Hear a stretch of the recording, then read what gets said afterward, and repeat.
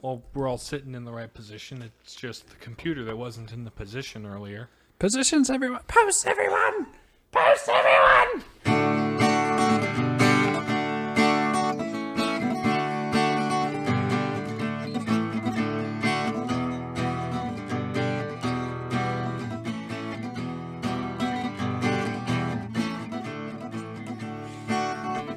Just, Mary Poppins.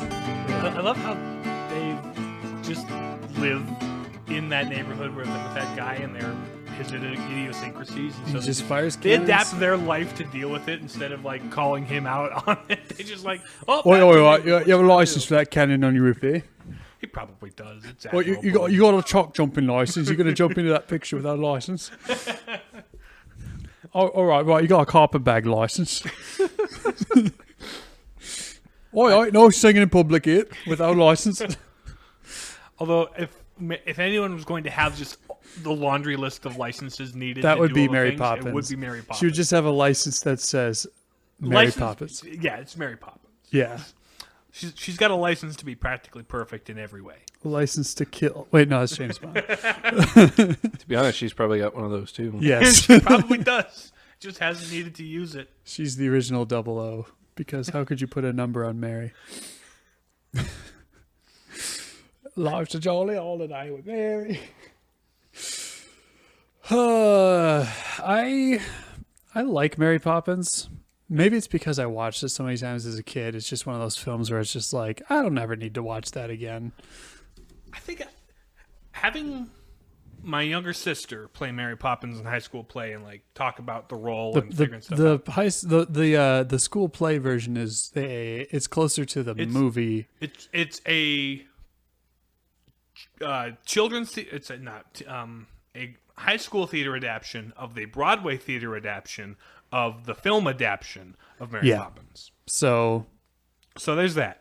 But thinking about it, I'm like, oh, that film was actually a lot more tightly written than I had initially thought, or initially like registered as a kid. But thinking back, I'm like, no, there's not a lot of fluff in there. There's a lot more going on about it, and it's a lot more nuanced in what it wants to say than most films in general You are can these just days. pick up the subtext. You don't need an entire arc about why Mr. Banks was, kind of mean to his kids But and also, focused on work. There's a little bit of how the kids didn't respect him for putting all that work in for them, right? It was a two-way street. They both learned something.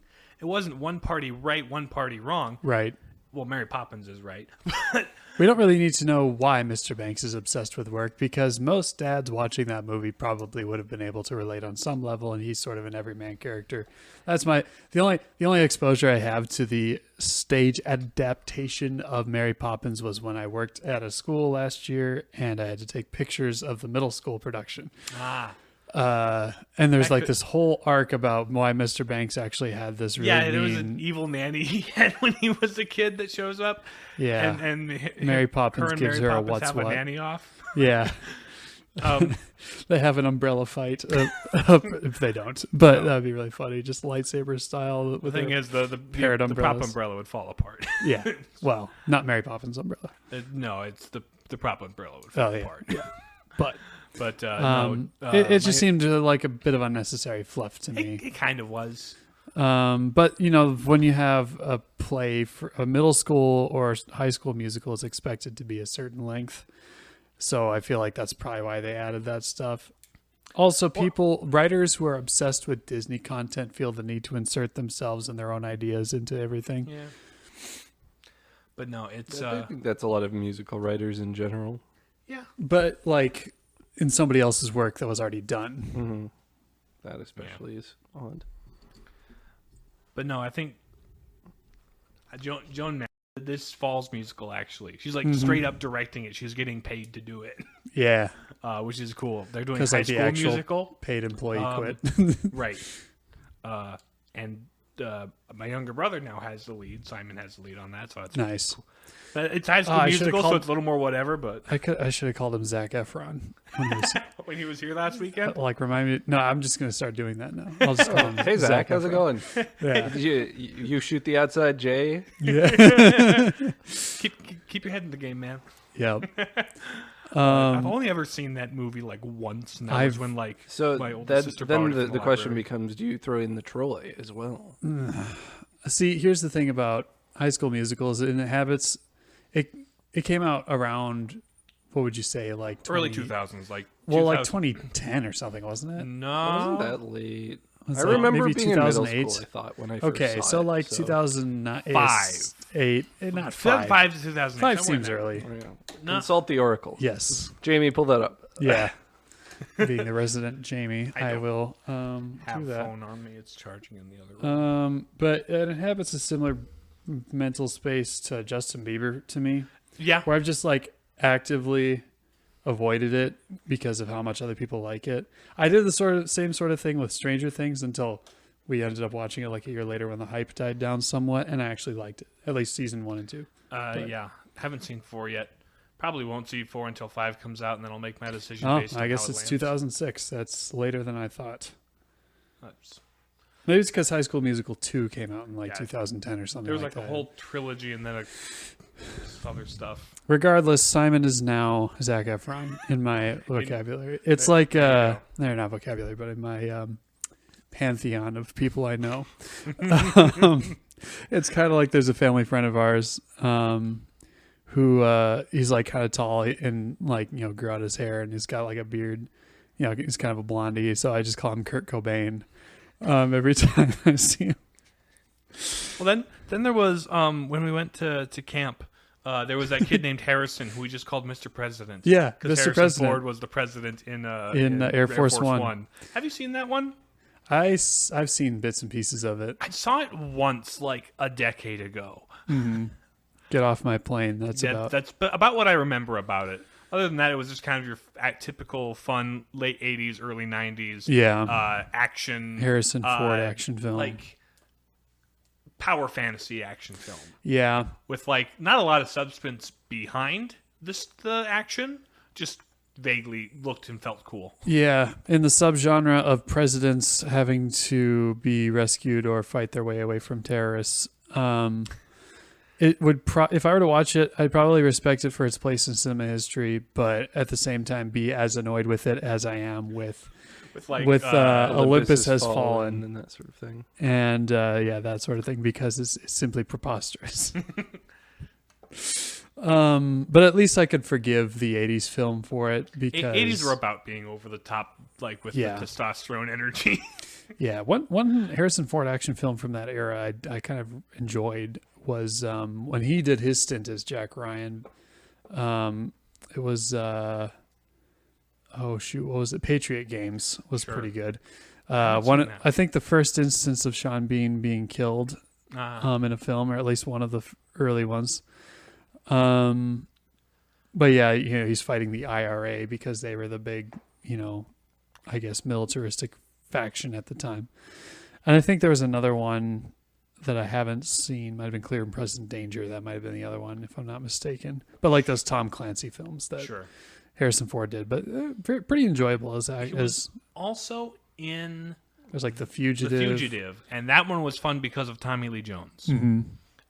So much so that the sequel to The Fugitive... Wait, a film where Tommy Lee Jones is chasing down a criminal? Right.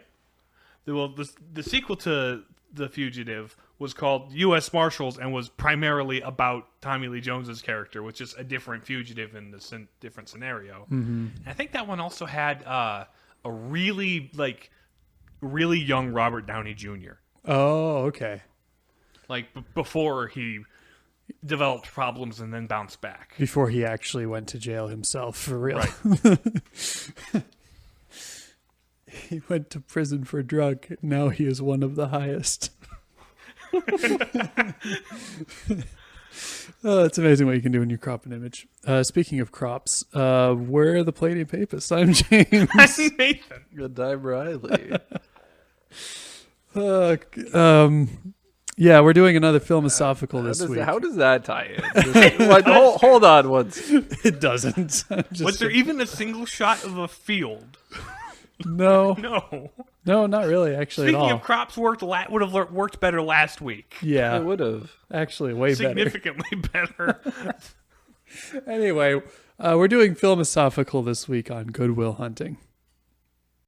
In a world where one man will decide whether to pull a lever and kill one man, or not pull a lever and allow 5 people to die, find out in Philosophical.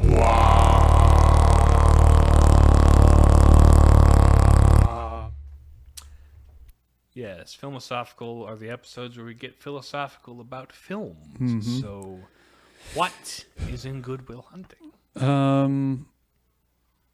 Will Hunting, for one thing. Yeah. Oh yeah, well, Matt Damon. Matt Damon. Matt Good Damon's in Matt that Damon. Who an astonishing lack of thrift store shopping in this film. 'Cause Nobody wore camo either. no, Or Blaze Orange. unless you count like the picture of the Robin Williams character in Vietnam or his buddies in Vietnam. That wasn't really quite camo. That's true. It kinda was like just a OD flat green fatigues. But we're getting ahead of So ourselves. in vaguely 90s Boston, actually 90s Boston, side note, it was interesting watching this film after having been to Boston. It's like, oh, I kind of sort of know where that is. Anyway, we have young Will Hunting, played by, of course, Matt Damon, and his buddy Ben Affleck, and there are a couple other guys. They're hanging out. Just kind of Early 20s, just kind of loafing about the city of loser Boston. guy friends being bros In Boston. in Boston. So, Will is a janitor at the Massachusetts Institute of Technology, MIT, the vaunted university, where he is a janitor, cleaning floors and stuff. And so there's this really brilliant mathematician who won this like prestigious prize for his theorems or whatever.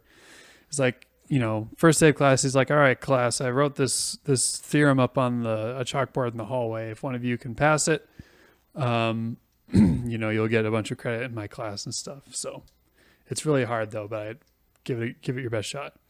And so Will, when nobody's looking, as he's cleaning the floors, just kind of casually solves the theorem, just goes about cleaning the floor. Turns out he's kind of a prodigy, genius type guy. Well, you wouldn't know it because of his, social status.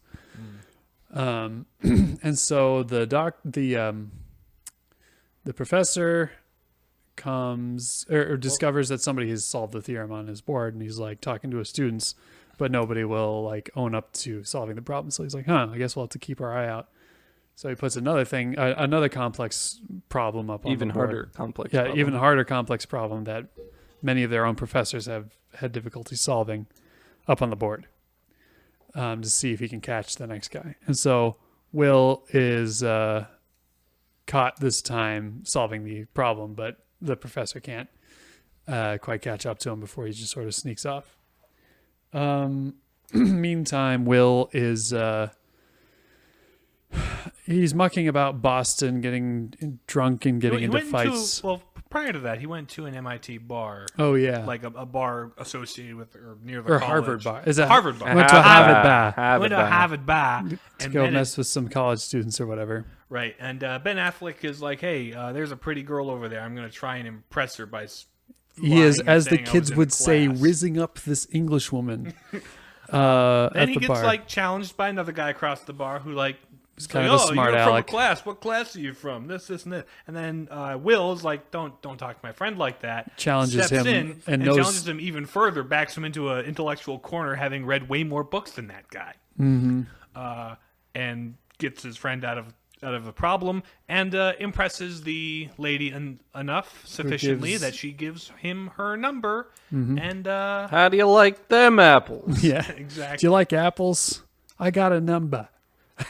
How do you like them apples? That was a thing that happened before, but Yeah. now they're just continuing. So they're their mucking little- around Boston, and like you do, you see a guy who used to beat you up in kindergarten, so you get your buddies together and beat the crap out of him until the cops come. So Will is he's in jail, waiting for his arraignment or whatever. And the professor finally tracks him down. He's like, "Hey, you're pretty smart." Well, this guy's from like You're Sweden. wicked smart. He's Swedish. Yeah, he's So Swedish. He speaks like a Swedish man. He tells him, tell you what, you come, I talked to the judge, and if you come with me and work on math problems with me, they'll let you go, but you have to go to counseling twice a week. So they then set about trying to find him a counselor. Now, it turns out Will, he was a orphan and was in foster care and had his own share of shrinks see him over the years. And so he's pretty smart, so he just kind of messes with them and, just gets in their heads and Flips makes the them script mad. on them, tries to... Yeah, sort of He razzles them up a bit, or ruffles their feathers, so they can't find a counselor to stick with him because he's too much trouble for them. Until the professor finally is like, okay, I'm going to talk to my college roommate who's a psychology professor at a technical college and a pretty talented counselor. And they have a personal history and whatnot from being roommates. being in So- college together and whatnot. He has the initial consultation with Will. What is the professor's name? Sean Williams. Sean McGuire. played by Robin Williams. Yes, Robin Williams. This is one of his best performances in my opinion. From what I've seen of Robin Williams, anyhow. I guess next to him as Teddy Roosevelt Night at the Museum, but that's neither here nor there. Dead Poet Society. He's a pretty good actor. Yeah. By and large. Point is, So he has an initial consultation, and unlike the other shrinks, Sean's trying to get through to him and just kind of get him to talk about I think himself. that the difference here is that Sean is not pretentious about his method. Yeah. All these other counselors are they're very glued to their way of doing things, and it's almost self-glorifying. They've written books, and so what Will does to get in their heads is reads their books and uses their techniques against them and to sort of screw with them. but they're also both from the south side of Boston. They're from the same neighborhood, so he relates to him on that level. Sean and Will. Sean and Will does, are, yeah. Yeah. So and Sean also He's talks a better very counsel- casually Right, with him and gets on his level and tries to relate to him, while Will's trying to dodge every subject he brings up, trying to look for the chink in his armor, trying to He's get poking under around his skin. office, seeing what he can do to get under his skin. And he finally finds this painting of a guy on a rowboat in the ocean in a storm. And he's sort of interprets it, the composition stuff. Oh, so you've had a stormy period of your life, and your wife left you, and that crosses a line, and Sean gets angry and threatens Will. But also, come see me next week Yeah, because there's something there, and he's like, "No, you know what? I can work with this." yeah. I can fix him. So later on, What happened?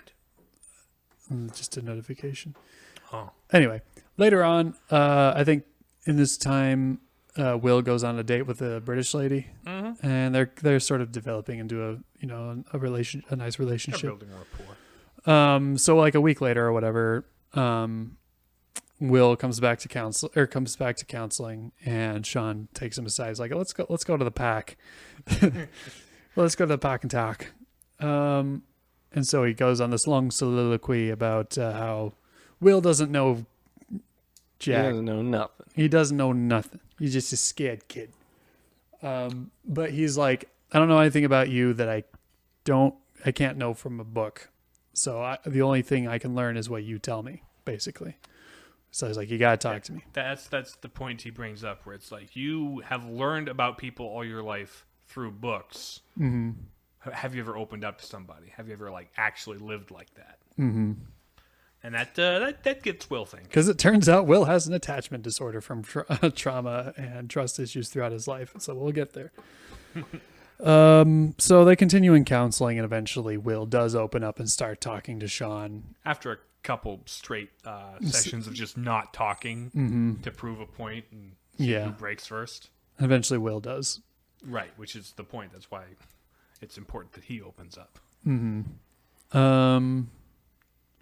He's doing math problems with the professor and whatnot, and he's quite talented in helping this guy solve problems that he And himself the couldn't. professor's assistant, Tom, is resentful of his success. So he's sort of becoming people that Dr. Lambeau has connections to he's kind of telling them about how brilliant Will is, and there's all these opportunities from like think tanks and groups of very smart people, universities. All these people are trying to like get Will to work with them because he's quite talented. But yeah, that was his point, is that, you know, Will needs to like desire like these things. He can't just force him into it because he's smart. So let's see. Am I missing anything in there? Okay, you know, he's developing. Nothing critical. You know, Yeah, he's his continuing to relationship. see Skylar, and they're starting to grow closer to one another. And she reveals that when she graduates from Harvard, She wants him to come to California with she's her. going to Stanford for her continuing medical education. And she eventually gets to the point that she's like, "Come with me." Mm-hmm. It's an invitation to a more committed relationship. Move across the country, away from all the family you've ever known, insofar as they are, you know, these guys who, as Sean points out, would take a baseball bat to anybody's head if he told them to. Yeah.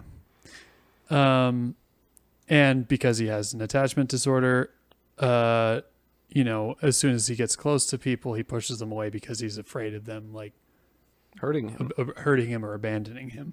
Right. So he pushes Skylar away in fear, and she wants to like, because she really does love him and she wants to support him. Obviously, she didn't know about his like history of abuse or anything like that, but she wants to love him through that. He didn't say anything about it. Yeah, he never, like actively hid that and made up stories about his. Bring himself to be vulnerable and reveal himself about it. Somebody knocking on the door. That's Yes. Bryant trying to get in, I think.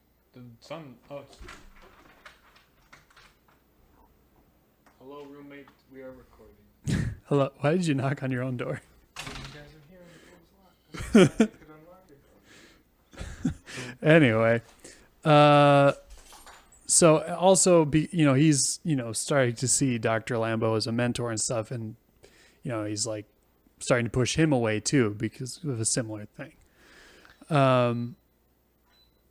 Meanwhile, Sean is challenging Will, you know, like, answer these questions that you've been avoiding your whole life. Like, who do you want to be? What do you want to do? Don't just hide behind your sort of lower class, because you have the mental acuity to rise very high in society and life and be very successful, but you don't want to because you would rather hide behind your poverty and your friends. But it's also clear that you do want to. Why would you become a janitor at MIT of all places if there wasn't something tucked away in your heart that led you to use this talent you've been given for something good? Mm-hmm. And he even has a conversation with Ben Affleck, his friend, they're both working a construction job, and he's like, "You could go anywhere." He's like, not you too. He's like, "Dude, if in 10 years you're still here, I'm going to be insulted. I'm going to kill you. I'm going to kill you." I'm going to kill you." That's not a threat. That's a fact. Yep. And he's like, you don't owe it to yourself. You owe it to me. Yeah, screw you. Don't do this. It's not about you. This is about me. Like, and he's got a point, you know, like if you have the ability and, you know, you owe it to the people who love you and want to support you to make the best of yourself. He's like, every time I go to your house to pick you up, there's a little bit of me that hopes you're just not there to answer the door, because that means you moved on to something better. Mm-hmm. So this comes to a point. Skylar's leaving to move to Stanford and stuff. And Will's sort of, there's like this big climactic, like things have gotten to the point where, like, you know, Dr. Lambeau is about to like write up a report, you know, basically. We're reaching the time limit on his deal with the judge. I believe it's when he turns 21. Well, but he hasn't been like showing up to like counseling or doing math and stuff. So he's like about ready to like send him back to prison because he's not complying with the conditions of his release. And Sean's like, I'm almost there. I'm almost at a breakthrough with this kid. Just let me have him one more time. And they have this huge argument that digs into their past. And they've got some things they need to work out between them and their friendship. And Will's there outside the door, overhearing all that. of this and overhearing the pressure, their points of view fully for the first time, because it would be unprofessional to let your client in on that. Yep. And so this leads into a climactic therapy session in which, they kind of dive into the abuse that Will suffered growing up. And, Sean had, some of that himself. Yeah, because he was abused himself as a kid. But, Will's abuse was like very severe, like by one of his foster fathers or something like that. And so Sean simply says to Will over and over again, "It's not your fault," until like just kind of gently but firmly keeps repeating that to him. And Will, tries to like casually like shake it off. It's like, yeah, I know. But then like as it continues, he's just like, "What are you doing to me?" And like eventually that sinks into Will, and he allows himself to feel those emotions, which he has routinely and constantly buried deep beneath many layers of defense. Yeah. All these coping mechanisms and things, these walls he's put up throughout his life, he just kind of come crashing down in this moment. And yeah, so from there, they continue therapy and things go well. He does continue to do math. He does more job interviews. One of them, he's like, "You know what? I think I might actually want to take this job." And he's like, "Oh, that's good for you, Will." And his buddies, he turns 21. They buy him a car. Buy him a car. And so, and Skylar's, she's off in California, but then as Will's about to take this job, like they'd have this, Sean and him had this previous conversation about how, how he met his wife. Yeah, how he met his wife. He missed on one of the biggest, Red Sox World Series games of all time because he had to see about a girl at the bar. And so, but also we didn't talk about it, but like Sean's wife, he was married to her for like 18 years, and then she developed cancer for like another 6 years or something like that, and she'd only just died like 2 years before the events of the movie take place. So that had a huge. And so he's still very wrapped up in grief, though he doesn't like outwardly express it very much. And Will kind of, and that's why Will like that comment about your wife left you like stung so much, is because like he obviously like very much loved his wife, and she was taken from him, not that she left him. Anyway, and also throughout the film, Will's like, who are you to give dating advice? Your wife died. You're what you gonna do now? Can't you go out there and try again? Okay, and so it pushed Sean out of through his grief a little bit, working with Will to the point that after they finish their therapy sessions, he kind of is going on a sabbatical and travel around, and put his cards back on the table, as it were, and see what life has. And Will decides to take a drive to California so he can see about a girl. Skip out on that big once-in-a-lifetime job interview. Because, he's super smart and can probably get a different one anyway. Smart. Yeah, Wicked Smart. And that's where the film and ends. And also the Sean and Lambeau managed to actually patch things over a little bit, where it's like there's a lot of healing at the end. Yep. Healing. That's sort of the unity of this film. Just get that out of the way. Well, we will once again touch on it once we've developed the individual topics further. So I guess what are some cool things that we like about Good Will Hunting? I guess it was written by Ben Affleck and Matt Damon. I think one of their first films that they did that. Yeah. Which pretty cool. And it's a very well put together. You can tell there's certain moments where you're like, okay, the dialogue here is a little bit forced and a little bit, on the nose, but there's some really powerful moments. The core of the story is quite powerful. Yes. It's a defense mechanism. We all know that. But even like his smoking.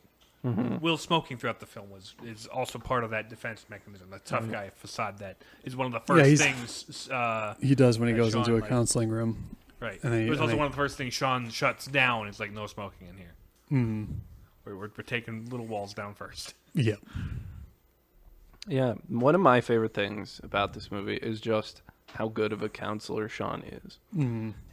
He's not pretentious, and he could have done this with a guy who wasn't from Southie, even though Sean was.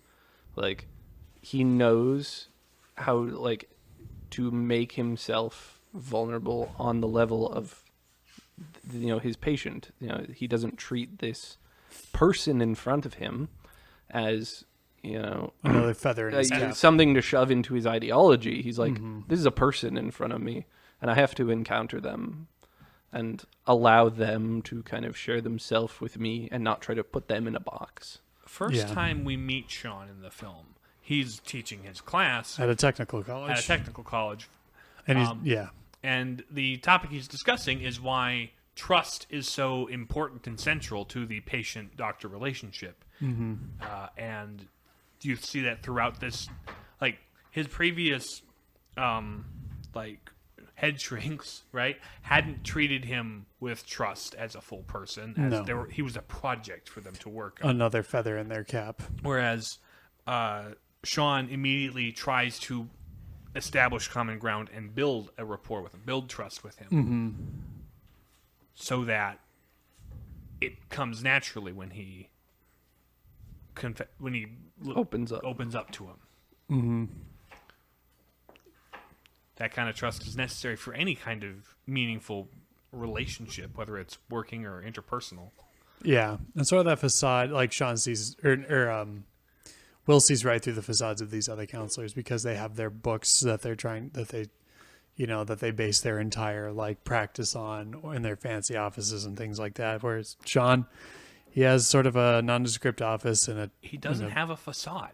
Yep. He wrote a book, but nobody's ever really read it. So Will's like, I read your book. And he's like, so you're the one. he has some, a healthy sort of self-deprecating humor that he inserts here and there to sort of be disarming and approachable. It being Robin Williams, some of it was ad lib. Yeah. Just overall, solid performances all around. I think this was Matt Damon's first big film that he did. Yeah. Same for Ben Affleck, if I'm not mistaken. Although they might have been in some other projects, but probably their first major roles in a film. They were really young in this one. Yeah. And I suppose there's some personal because they're both from Boston. And they grew up in the neighborhoods and things like that, so they sort of understand that side of it culturally speaking. So that was an interesting thing to see. What else? Any other cool things about the film before we get into the analytical stuff? The real meat is the analytical stuff. Yeah, I feel yeah. There's not as many cool things that don't tie into the main themes of the film. It's a simple film that is carried by character development. Oh yeah. And some of those are some of the best movies out there. So I guess we'll get into the analysis then. So truth. What truth can we find in Good Will Hunting? Well, as we said, trust is incredibly important in vulnerability. In order to one of our guy who does psychological human formation for us at SPS, he had this saying. This is we have a physiological need to be understood. This is a truth about the human. In order for our neurochemicals to be properly balanced, and we need to feel understood and not just kind of mask our problems. Someone else has to experience with us our suffering. Someone has to understand, and we have to feel that we are understood in order for things to be correctly balanced. And you can tell that Sean knows this, and he wants to understand. And there's this great line where he's like, I've seen this kid, and I'm in. You can tell that's one of those just almost throwaway lines. It's this is a great counselor here who's moved by the desire to understand someone who's never been understood. And that's exactly Will's problem. He doesn't let himself properly be understood. Yeah, he doesn't reveal. Even among his friend group, he's kind of the most quiet one among them. Yeah, there's a lot of loyalty there, and they actually care about each other and stuff in their own rough and tumble way. Yeah, but he doesn't. There's never much meaniful conversation. Because they're a bunch of knuckleheads, and he sort of blends in among them, even though he's got this crazy high IQ and ability. And also, like, one thing I liked about this film is how it sort of explains the idea of genius in a very relatable way. It's just like, Beethoven looked at a piano and it just made sense to him. I look at a piano and it's just a box with keys and strings. Like, there's just like mathematical problems and difficult equations and like complex philosophical things. They just come naturally to me. And, all these other things. So it's just like, we have our gifts that to outside people who don't share that, it just, things are confusing and stuff, but it just makes sense to them. Like you just play the piano. With some people, you look at him, you're like, how are you like that? Mm-hmm. And sometimes the answer is just, I'm like that. Mm-hmm. And that's why it's critical for people who are in that sort of position to have that. It's because that's the other thing between like his awful upbringing and his genius level intellect. He doesn't believe that he can be understood by anyone because he doesn't really understand himself. It's pretty clear in the movie. And that's what causes problems for him in his relationships. But it is precisely in and through another. Yeah. Father Pietro. There's absolutely no shot he's listening to this because he's a Luddite. But yep. Shout out to Father Pietro. Let's see, any other truths we can find in I don't know. I guess it's sort of more of a beauty thing, so we'll get to that when we get there. But what's that? I said the thing I'm thinking of is kind of more of a beauty thing. Oh, but okay. Yeah. It's hard to categorize like some of the moments where they're just like there's a show of how his attachment plays out in practice, like several different interactions. But yeah, it's very moving, so we'll put it in the beauty section. Okay. To be discussed. But good. also, like, everyone in this film is working through their own battles. Mm-hmm. And maybe that's a good mistake, but like the Professor Lambeau and Sean have their rivalry from college because apparently Sean's always been a little just more intelligent than Lambeau ever was, and he's teaching in a community college. You're throwing your life away. You could be great, and he's like, but I'm doing great things with my life. And so there's this kind of fixation on greatness that Dr. Lambeau has from a prestige standpoint, when in reality, like, greatness isn't about what you do, it's about who you are. And he maintains these beliefs because he had them reinforced throughout his formation process when he was pushed at the point of giving up, and it ended up in success for him. So he's just kind of internalized this pattern as this is how it must be because this is how it happened to me. And his relationships sort of suffered for it because, his friendship with Sean kind of fell off. And when his wife died, he was at a conference and so he couldn't make it to his friend's funeral. And like, it's like, oh yeah, I got your card. It was very nice. Like instead of like being there for his friend in his time of need. So it's just like, he doesn't quite understand Sean's motivation per se. And even Sean, for as wise and as knowledgeable about the human person as he is still having difficulty, like, completing mourning his wife. He hasn't, I don't want to say gotten over her, right? But I want to say pushed through the grief properly. He hasn't processed it. Yeah, process it was a better word than pushed through. Yeah, no. Push through's wrong. I was working through what I was. You're processing. I'm processing. That's the word.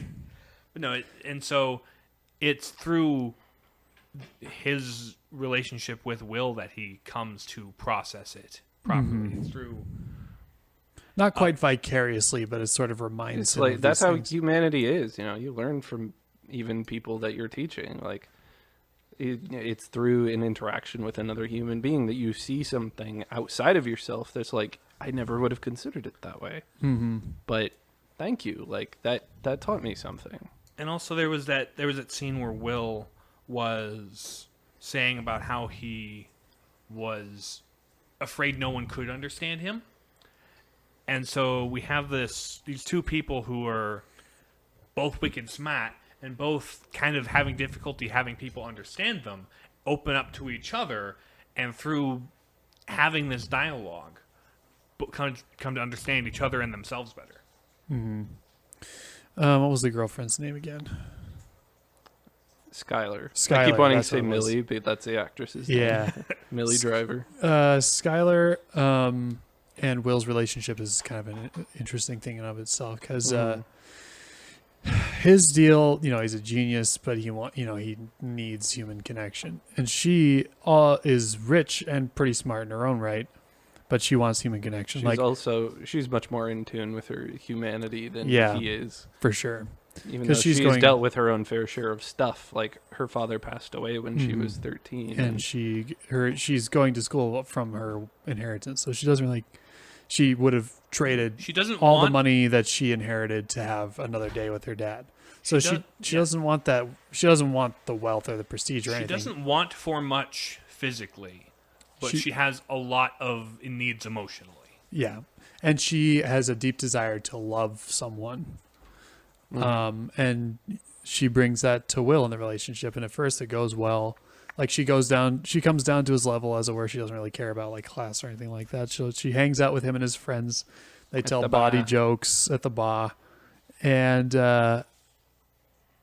she's like committed to embracing him for who he is and loving him as the person he is. And even because if of what his he's presenting isn't always truthful. Or he lies he lies to her about coming from a big family with lots of brothers, because he didn't want to talk about his rough childhood. And he does eventually let her meet his friends and stuff, but he also tries to pawn them off. We were gonna go see your place today. He's like, nope, not today. Yeah, he lives in a dingy house with some old lady or something. It's not exactly clear, but it's also not exactly important. Yeah. Just a general state of squalor that he's unwilling to allow another person into. And also unwilling to seize the opportunity to pull himself out of. That's the episode title right there. Unwilling. There it is. Okay. Let's see. Have we really got? We haven't gotten. This is the goodness section now. The goodness. Yeah. Squeezed right in there. So yeah, the relationships in this film are good. In between Sean and Will, between Will and Skylar, and Will and his buddies. Yeah, and Batman. Will and Batman. And they're tough. Sometimes there's a lot of tough love. There's a lot of tension because Will is. It's hard to love people, man. Loving people's hard when you've never really received it and you have a hard time receiving it and accepting it. But yeah, that's that. There's a lot of goodness there in those relationships. What else would be? I mean, besides what we've been talking about, I guess. I mean, Sean's like we talked about, Sean's abilities as a counselor and his desire to, understand. Yeah, like we mentioned, kind of goes in that category too. Like a lot of what the movie is about is very good, and what we've been talking about is what the movie's about, and the truths of this film are good. The cool things of this film are good. It's an interesting sort of. Like the fact that it's set in Boston, which has this reputation for a lot of, very difficult lives and, sort of whistling past the graveyard or like sort of a flippant sort of attitude towards suffering that I would say Bostonians are somewhat known for. Sort of like dealing with dysfunction in a flippant and sort of upbeat, casual attitude. And so that's a kind of a perfect setting for this sort of character development. This kid who's had to develop thick skin just to survive emotionally have to face the very things he's been trying to mask this whole time. Yeah. So the first time I watched this movie, this would be an interesting point to get your thoughts on. Like the first time I watched this, I'm like, Sean's kind of attitude and attachment toward his wife has this Christian subtext to it. He's like, this till death do us part, I know, but like I'm willing to sacrifice my potential happiness and whatever in the future just because I really loved this woman and I want to, honor that reservation of my heart for this person. Yeah. Right. Will's like, why haven't you remarried? And he goes, my wife is dead. My wife is dead. Yeah. And he goes, yeah, but there's other fish in the sea. It's like, my wife is dead. Mm-hmm. So he leaves it there. Very, very earnestly respectful of her. Mm-hmm. And by the end of the movie, he's not saying, oh, I'm going to get remarried. He's like, you know what? I'm going to go see. I'm gonna go see. Because ultimately, what she would have wanted is for him to live happily. Mm-hmm. Not live in mourning. Yeah. And, 2 years is still fairly recent, It is. in the loss of a loved one. In the grand scheme of things. Mm-hmm. Yeah, I kind of second that notion. Like, it's never, like, explicit, but... No. But also, it's just like... Whether it's intended or not, like, it's something you can connect to and say, this is beautiful. This is part of a process. For as fast and loose as they play with the dating process... Yes. Because it's the 90s film. Like, the idea of, like, true committed love is very sacred in this film. Mm-hmm. Like... There are a bunch of college-age kids doing the things college-age kids do when they don't have a Christian moral compass. But, like, where it lands on true love and it's like, dedication and it's commitment. It's self, commitment. total gift of self. Vulnerability, which requires vulnerability. Right. Where it lands there is, like, very, very Christian. Very traditional. Mm-hmm. Sort of speaking into that chaotic world with the voice of the Gospels, as it were. Unintentionally. However, invisibly or unintentionally. Mm-hmm. I mean, ultimately, if you're going to tell a story about a truth, all truth is of God. Mm-hmm. Mm-hmm. So there is you can learn things about God through human wisdom. Mm-hmm. But it's our nature. Yes, being the source of wisdom and all that. Beauty. What is beautiful in Good Will Hunting?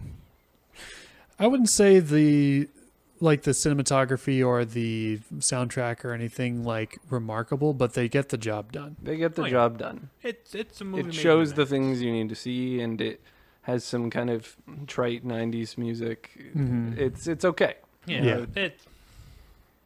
Danny Elfman didn't do a bad job. But the real strength of this film is pretty much for the most part, like the script and the core story and the characters. Mm-hmm. Yeah, and the scene that I wanted to mention was just like, Will and Skylar at her place when she's like moved to California, and he's just like, you can watch, you would know, like, man, this is a point. This is like a make or break point in this relationship, and you know where it's going. You see before him it goes panic, there. and he's like, I can't let anyone into this. I can't be vulnerable. And like Skylar is like, you see this tension. Like she wants to reach out, and she wants to pull away because she loves, but she's also in so much pain because she just doesn't understand. And it's just she wants to understand, and he's not willing. Yeah, and you just see her like pulling forward and back just throughout this scene, and it's like she does such a great job acting that just kind of that's just real, like simultaneously really being drawn to that pain and being hurt herself by him lashing out and being unwilling to, and just But like also poking not at those wanting to things back down in her. because she knows he's lashing out from a place of pain, and she wants to meet that pain. Yeah, and she's been vulnerable with him, right? Sharing Right. her pain with her father passing away and things like that. In fact, that. Well, like in this scene, like she like shares that because like I'd rather trade all my inheritance to have another day with him. Like I'm similarly that's how I view you. I want to like be vulnerable with you. Like she offers like herself in vulnerability, and he can't do that in return. And yeah, it's rather beautifully plays out rather beautifully. It's a little difficult to watch because like you're so close, but I get it, man. And that's what this film does a really good job of is just sort of showing the messiness of human beings. Because from an outside observer, it's like, what are you thinking? Just like open up to her, like let her love you. But like when you're dealing with trauma and like these different things in your life, it sort of obscures your vision and your ability to like see things for how they are. And it doesn't have to be big abuse trauma or big like genius like. It doesn't need to be that extreme. Mm-hmm. Little things can get in the way of things like that, and it's tough being in the moment there, because you can't bring yourself to say what you want to say or do. You know, it's obviously blown bigger for the drama of it, but it's like even in the small things, like people can be just difficult to work with for reasons beyond their understanding. Mm-hmm. So it's just there was something just really kinetically real about that scene.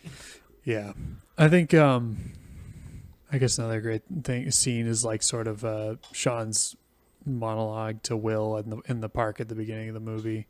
It's like kind of one of all the all-time great like Robin Williams monologues that delivered. Side note, I hate it when people like share quotes from movies that Robin Williams is in as if he actually said these things. It's like, you understand that somebody wrote the script. Ben Affleck and Matt Damon. What are you talking about? Yeah. Anyway, so that was another great scene. Because he's lived a life and had a bunch of experience, and Will hasn't. And so there's like it's highlighting the fact that he needs to experience, not just read, because he's reading people all the time. Mm-hmm. He's reading books all the time. And that's sort of what Sean teaches him, because, he talks to these other shrinks and reads their books and sort of sees right through them. But he's like, Sean says to him, like, there's nothing I can learn about you that I can't read in a book unless you tell me who you are. And that's what, that's what Will has to learn how to do, is like let other people into his life, kind of in the reverse of that. Mm-hmm. I guess the obviously the big scene, like where they have the breakthrough and Will breaks down. That's obviously very brilliantly acted. There's two guys crying. Yeah. Cinema. Yeah. But yeah, that was a very brilliantly performed scene. Yeah. A lot of the films we talk about, like, there's great acting performances and whatnot, but this film is one of the instances where that's critical. It's like a very lean film. It's not a lot of just other things going on. It comes down to the characters and their performances. Because, like, other films have broader plot things going on, or broader set pieces that are also, take attention away, and that doesn't remove the fact that the core characters and core acting are good. It's just there's more to talk about. Mm-hmm. Whereas this, it's all about the relationships. So lean that it puts a lot of scrutiny and weight on those performances, and they hold up. Puts a magnifying glass on them. Yeah. Any other elements of beauty we'd like to talk about before we? Yeah, and like we mentioned earlier, unity, like healing. Healing is and being human. Being human and understanding. To be understood as to understand. A willingness to be human with people. Mm-hmm. A willingness.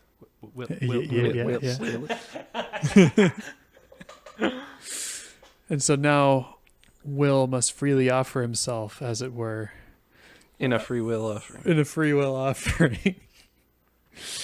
That's going to be the sequel. Yeah. Matt Damon is like a 60-year-old guy. Working at the Knights of Columbus pancake breakfast in South Boston.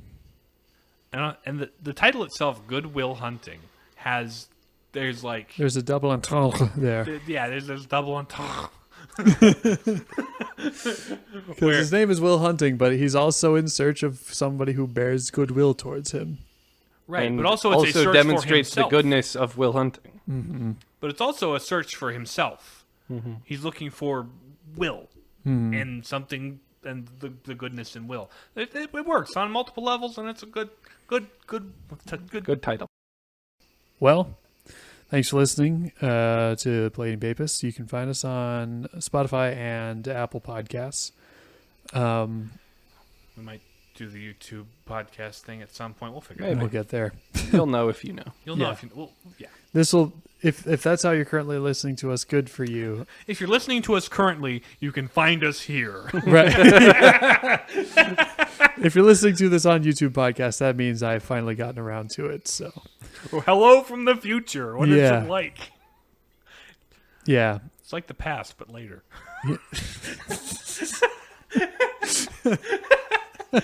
It do be like that. It do be like that. Okay. All right. Well, we'll wrap it up. The outro used to be fancier, but that's just kind of what we got nowadays. So, share the podcast with a friend. Be happy to. We could be, derivative and tell everyone that you love your enemies too, because Jesus says you must love your enemies. Yeah. Steal some lines from all the podcasts. We could. The only podcast where we steal lines from other podcasts. So, all right. Catch you guys in the next episode. Bye. Bye-bye. See ya.